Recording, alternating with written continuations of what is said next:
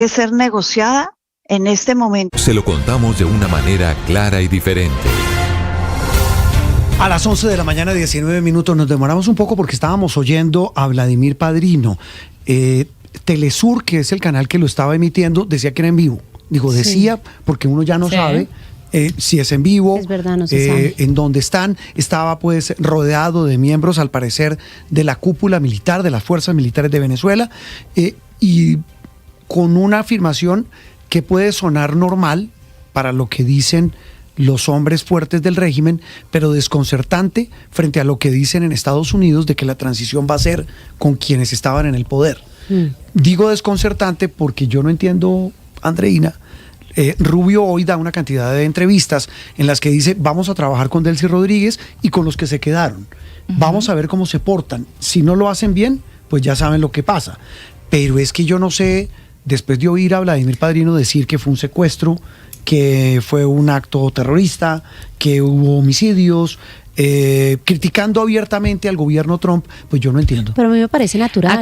Acaba de... Sí, pero digo, natural que lo diga él, pero es contradictorio, repito, frente a lo que al escenario que plantea Estados Unidos. Como dijo Marco Rubio, vamos a estar observando muy de cerca lo que hacen, no lo que dicen. Así textual lo dijo.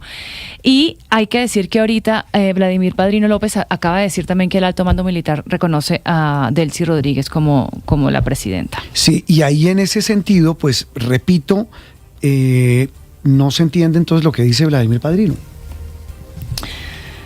Pues sí, pareciera que están jugando con candela, ¿no? Sí, pero Estados Unidos lo ha dicho claro. Bueno, también dijo Marco Rubio, no podíamos en esta operación tan delicada en la que un helicóptero bajó, extrajo al presidente, hacerlo al tiempo 5 veces. Lo dijo 5 veces. No sé de quién está hablando allí, no sé si está hablando de Diosdado, de Delcy, de Vladimir Padrino, etcétera. O sea, ellos están supuestamente gobernando, pero tienen una pistola en la cabeza, o sea, sí, y ellos lo saben. Si usted tiene una pistola en la cabeza, no sale a hablar mal del que tiene la pistola en la cabeza. Juan Roberto, ¿no será que también yo no logro entender. En un poder oculto que tiene no oculto, sino ilegal que tiene el chavismo, que es las milicias? Dicen que es muy fuerte ese poder que tienen ellos. Sabemos. Es fuerte para crear caos al interior de Venezuela y sembrar terror entre la población, pero no para enfrentar a Estados Unidos. A las 11 de la mañana, 22 minutos, seguimos escuchando voces de expertos, de analistas, de gente que nos ayuda a entender esta cantidad de preguntas. Ernesto Castañeda es docente de la American University. Profesor Castañeda, un gusto saludarlo. Hola, muy buenos días, gracias. No sé si estaba escuchando la cantidad de preguntas que tenemos acá. ¿Cuál le llama la atención? Todo lo que están diciendo muy interesante, y lo que se ve aquí es que no hay una coherencia en cuanto a ideología política pública o estrategia diplomática por parte de Washington. Eso es parte del caos que a veces queremos ponerle más orden del que existe dentro de la Casa Blanca, y puedo hablar un ratito de los que diferentes actores estaban buscando con esto. Pero luego las declaraciones de Delcy Rodríguez dentro de Venezuela parecen contradecir lo que dijeron ayer Trump y Rubio en la conferencia de prensa, en efecto, pero yo creo que lo que quiere la vicepresidenta es crear la apariencia de independencia, de que sigue creyendo en el proyecto chavista o bolivariano para poderse quedar en el poder, ¿no? Y que no haya una división interna entre las personas que siguen siendo fieles a ese proyecto, que dentro del gobierno son importantes, son fuertes y, como decían ahorita, tienen armas. Entonces yo creo que está haciendo un discurso hacia el interior, hacia la gente que sigue siéndole fiel a Maduro, y por otro lado las conferencias privadas que está teniendo con Marco Rubio, y de aquí a que haya un hecho, una transferencia de petróleo en sí a una nueva petrolera americana, pues van a pasar años en que eso pueda ser una realidad, por el estado de la infraestructura, por lo que cuesta, por el tiempo que toma eso.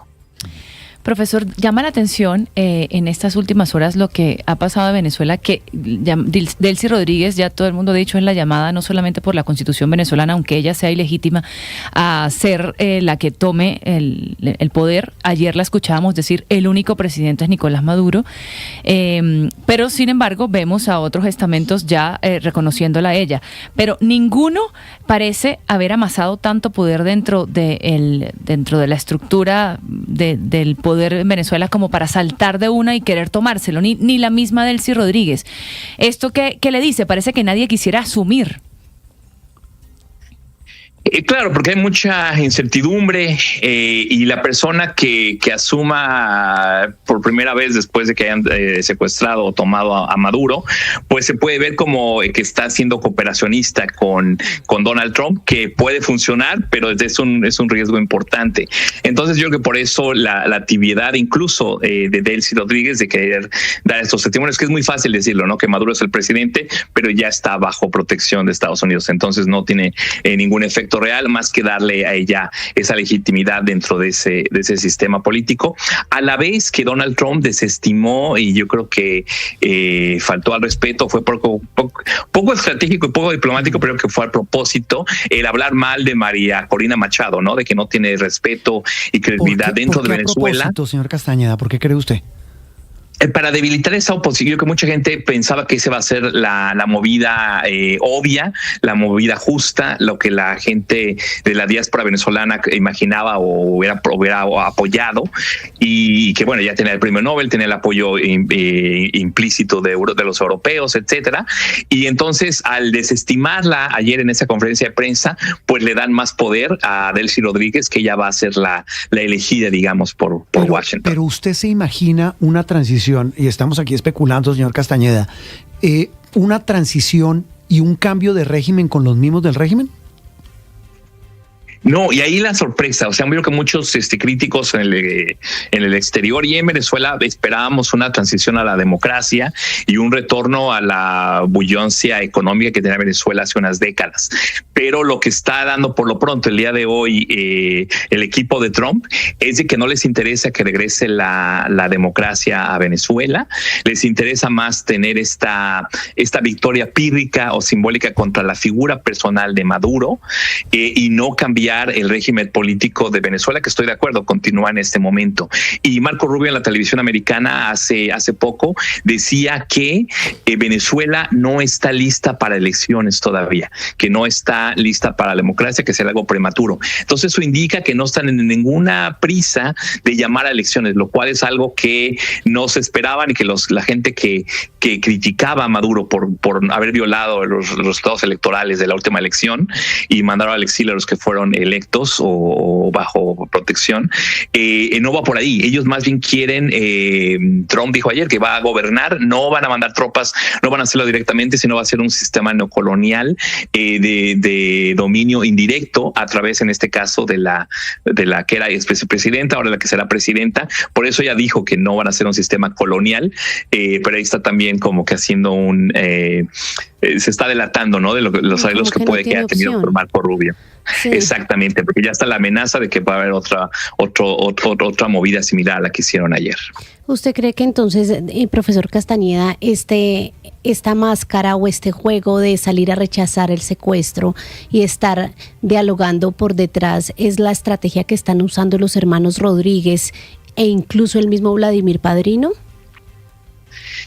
Sí, porque es su manera de mantenerse en el poder. Entonces, no lo que yo esperaría a nivel personal o a nivel de valores democráticos. Por eso es la sorpresa que tienen muchos activistas y muchos analistas, porque es algo muy maquiavélico, muy pragmático, muy de corto plazo, que no trae la democracia a Venezuela, pero le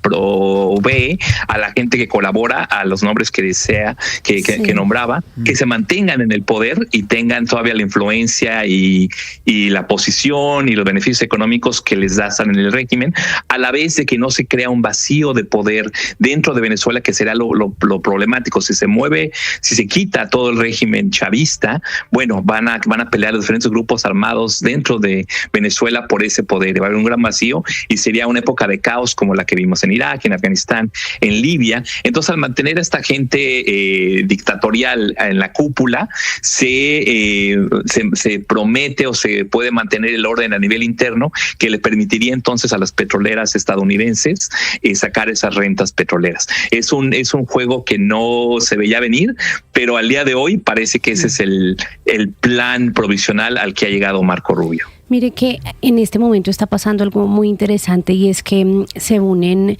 6 países: Brasil, Chile, Colombia, España, México y Uruguay. Solo uno de fuera de este continente, España, en un comunicado lo envía oficialmente la Cancillería colombiana, rechazando el secuestro del presidente Nicolás Maduro y también los ataques, e incluso instan a las Naciones Unidas, al secretario general, a activar todos los mecanismos multilaterales. Y hay quienes dicen, quiero preguntarle si usted coincide, profesor Castañeda, que esto es apenas normal y entendible para equilibrar la balanza. Incluso Brasil reconoció a Delcy ya como presidenta de Venezuela, porque pues lo que hay temor es de una injerencia mayor en este hemisferio. Así es, de las declaraciones que se dieron ayer en contra de estos hechos, yo creo que una de las mejores fue la del presidente español, que dijo que no es que estuvieran a favor del régimen madurista o a favor de Maduro, que no lo reconocían como legítimo porque la última elección habían habido fraudes, pero que tampoco estaban de acuerdo en la manera en que Estados Unidos había extraído a Maduro y a su esposa. Entonces yo creo que esa es la posición moral y legal en cuanto a derecho internacional correcta.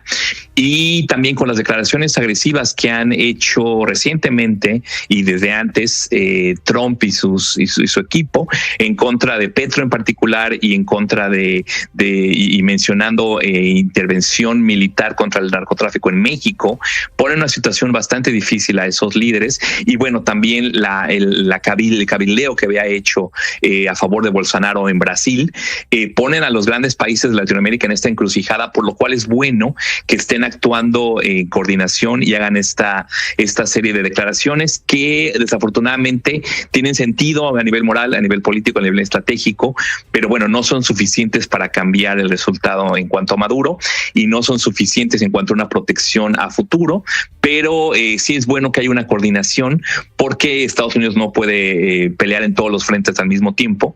Y entonces ya se ve que lo que le pasó a Venezuela, pues obviamente están muy preocupados en La Habana, están muy preocupados en Nicaragua, pero también le podría afectar en poco tiempo a Brasil, Colombia, México. Sí. Señor Castañeda, una pregunta final.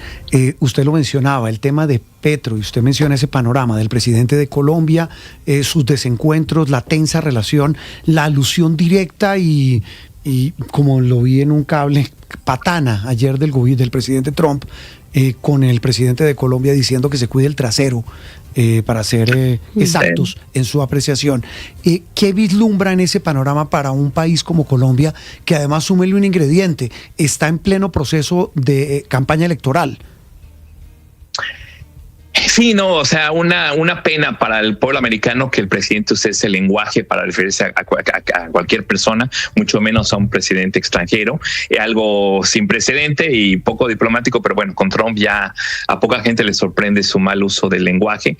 También me sorprendió mucho el lenguaje tan callejero que usó Rubio ayer en la conferencia de prensa, y muy informal, y hablando como grupos de bully de niños en el patio de recreo, sí, con el ejército americano de promedio. Entonces sí, lo de Petro se ha vuelto en algo muy personalizado, muy en cuanto a la persona de Petro, no contra el pueblo colombiano, no contra el gobierno colombiano, sino muy contra su persona. Pero ya Petro está por salir, y entonces entonces no creo que haya un mecanismo similar al que se hizo con Maduro en el caso colombiano, aunque también ya está ese precedente que yo digo que sin pruebas, se le haya también declarado culpable de narcotráfico a él y a personas allegadas a él, que fue como comenzó un poco el proceso contra Maduro, aunque ya había precedente de años atrás, pero le queda poco tiempo exacto a Petro. Entonces yo creo que esto más bien se va a llevar a nivel electoral, pero también algo que hizo una injerencia inadecuada de Estados Unidos ayer, es decir, que tenía muy buenas relaciones con gobiernos de derecha en Argentina, ahora en Chile, obviamente en El Salvador. Entonces una manera, y que dijo, ¿no?, que el candidato que habían apoyado en Honduras había sido victorioso. Es otra manera en la que probablemente, desafortunadamente, Estados Unidos va a buscar inmiscuirse en las elecciones colombianas para apoyar a un régimen de derecha que sea más cooperativo con Washington, y no un régimen en que tenga críticas o distancia con Trump. Entonces yo creo que va por ahí lo que va a pasar con Colombia. Sí, es que la pregunta tiene que ver con eso. Usted dirá, pero yo no estoy metido en el proceso interno colombiano. Pero si usted fuera asesor de un candidato presidencial en Colombia, le diría que qué, frente a esto que está pasando y frente al panorama que nos está pintando, con la posición y con la estrategia del gobierno Trump. Sí, o sea, los candidatos de izquierda tienen que tener cuidado en no hacer esto algo personal en contra de la persona de Trump, o hablar tan abiertamente o valientemente, pero muy abiertamente, poco diplomático, como lo hizo Petro. Eso no funcionó de ninguna manera. Sin embargo, eso no significa vencerse a los deseos de Estados Unidos. Entonces, creo que un candidato que sea independiente de Washington y a la vez diplomático es lo que se necesita. Lo vemos en el caso de la presidenta de México, que que ha sabido llevar sus diferencias, pero de una manera muy respetuosa, y se ve que Trump la respeta y la estima a nivel personal, y eso ha sido muy productivo para México. Por eso no han habido ataques. Señor Castañeda, la respeta, pero ayer en la rueda de prensa dijo prácticamente que podría pasar lo mismo en México, que se podría meter en territorio mexicano. Sí, y como dijo la presidenta ayer, lo ha dicho muchas veces en el pasado, pero no lo ha hecho aún. Que lo que querían Miller y otros es que empezara con estos ataques en México, y que haya empezado en Venezuela fue parte por la cooperación directa que ha tenido exitosa México, Estados Unidos, y Colombia, México, que han sabido manejar la guerra con las drogas, con el Plan Mérida, con el Plan Colombia.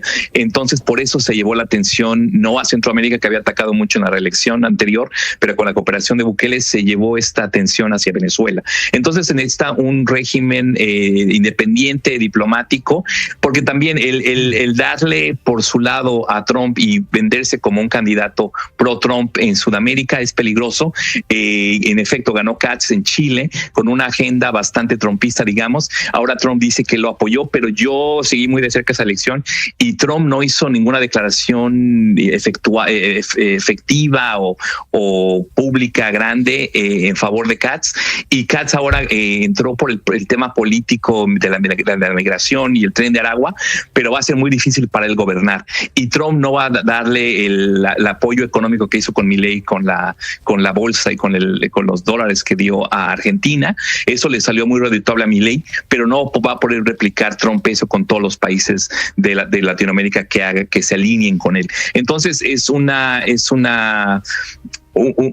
sería un arreglo bastante fácil a nivel electoral para un candidato en Colombia, pero se metería en más problemas que soluciones en tratar de seguir una línea muy cercana a Trump, porque Trump es una persona que no tiene palabra, que traiciona muy fácilmente, que no cumple lo que dice, y lo vemos con María Corina Machado, ¿no? Que hizo lo posible por estar bien con él y ahora la traiciona públicamente. Entonces es un arreglo bastante riesgoso para cualquier político latinoamericano. Aunque Marco Rubio, el secretario de Estado, dice al revés.